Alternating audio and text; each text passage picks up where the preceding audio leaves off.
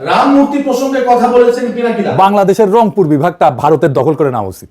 কি ভয়ঙ্কর কথা। রাম মূর্তি প্রসঙ্গে কথা বলেছেন সাংবাদিক ইলিয়াস ভাই। আমি পিনাকি দাদা এই রংপুরের গাইবান্ধার এই রাম মূর্তি প্রসঙ্গে কথা বলেছেন রাশেদ খান।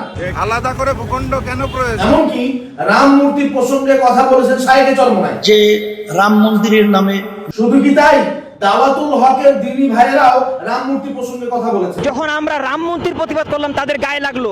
আরো তো আমাদের দিনী ভাই ব্রাদার আছেন যারা রাম মূর্তি প্রসঙ্গে কথা বলেছেন, কিন্তু আফসোসের বিষয় জামাতের কোন গ্রহণযোগ্য নেতাকে রাম মূর্তি প্রসঙ্গে কোনো কথা বলতে দেখা যায় নাই। আরো আফসোসের বিষয় আমাদের বাংলাদেশের গ্রহণযোগ্য কোন আলেমে দ্বীনকে রাম মূর্তি প্রসঙ্গে টু শব্দটি করতে দেখা যায় নাই।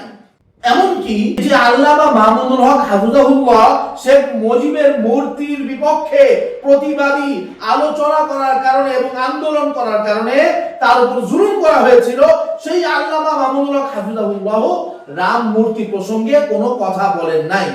তার মানে কি আমরা এটা ধরে নিব যে আমাদের গ্রহণযোগ্য নেতারা এবং আমাদের বাংলাদেশের গ্রহণযোগ্য উলামায়ে কিরাম চাচ্ছেন যে রংপুর যেন ইন্ডিয়া নিয়ে যাক?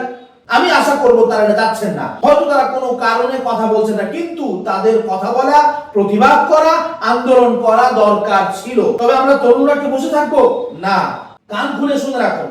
তারা কথা বলুক অথবা না বলুক, তারা প্রতিবাদ করুক অথবা না করুক, তারা আওয়াজ উঠাক অথবা না উঠাক, আমরা তরুণরা এই বাংলায় বেঁচে থাকতে বাংলার 1 ইঞ্চি মাটিও ভারত নিয়ে যেতে পারবে না ইনশাআল্লাহ।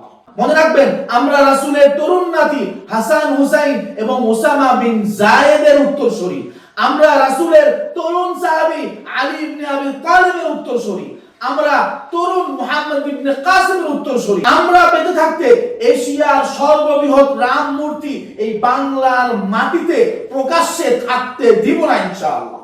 আসসালামু আলাইকুম।